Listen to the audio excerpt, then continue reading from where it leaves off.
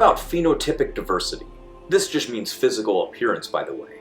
Clearly, if all humans got off the ark at the same time and moved to different places on the earth, then diversity should be equal between everyone, right? This would not be the case if evolution was true, however, since evolution teaches that humans evolved in Africa and stayed on the continents over 100,000 years. So clearly Africans would have the most phenotypic diversity out of all humans, and Europeans would have the least amount. If this is true, then that would create what is known as a nested hierarchical pattern, with Africans being the most diverse, if evolution is true, right? Well, let's investigate that. Well, for one, we notice that all humans are equal in phenotypic diversity, with extremely high amounts of diversity compared to all primates, which have low phenotypic diversity between themselves. Africans, Europeans, and Asians all have equal amounts of diversity between them all. Exactly what we would expect to find if the biblical story was true, but not what we would expect to find if evolutionary model was true. Why is that? It should be obvious. The evolutionary story is not true, and everything matches the history described in Scripture.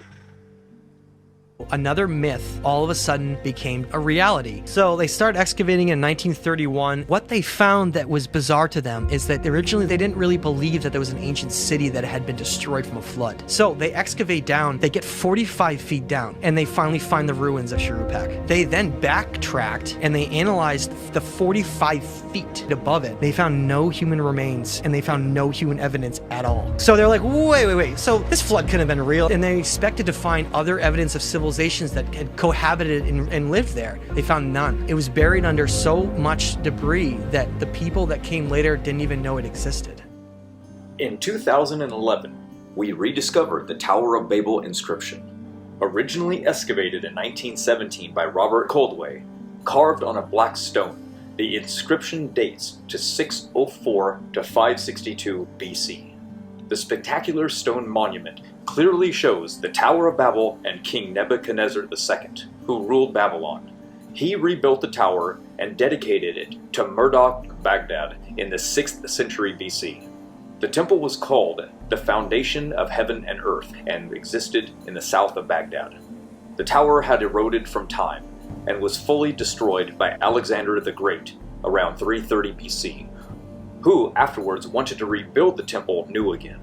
But on his death, the project was abandoned, and all we have today are the foundations where it once stood, discovered by world-renowned archaeologist Dr. Clifford Wilson in 1997.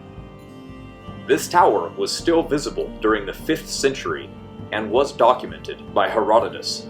We read, "The tower was still in existence in my time.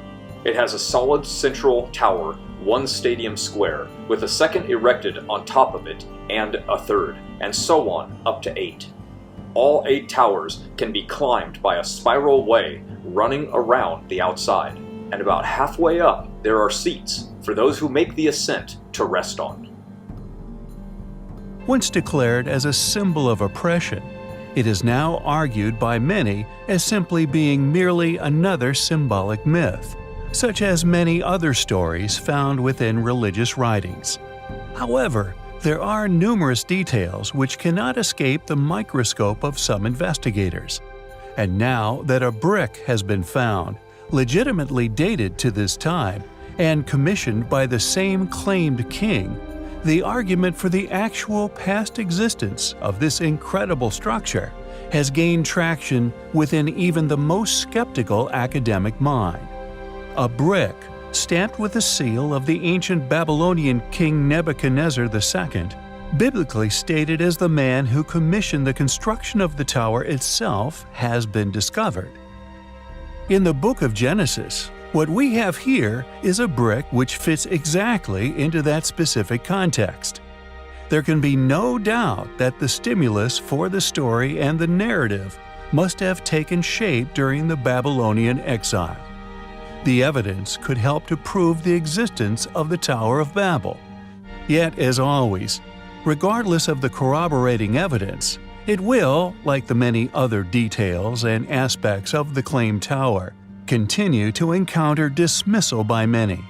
Did you know there's approximately 5,000 or 6,000 years of recorded human history? Writing was invented around 3300 BC, Sumerian cuneiform on clay tablets in the Mesopotamian Valley. Today that's Iraq. Neil deGrasse Tyson, an astrophysicist, said it was here around 5,000 years ago between the Tigris and Euphrates rivers that we learned how to write. Egyptian hieroglyphics were invented around 3000 BC. Chinese pictogram characters around 2600 BC. Indus Valley civilizations, they invented a type of writing back then. Richard Overy wrote in the Times Complete History of the World, no date appears before the start of human civilizations around 5,500 years ago and the beginning of a written or pictorial history. And so let's round it out to 6,000. 6,000 years is not that long. How many of you have met someone who's lived 100 years?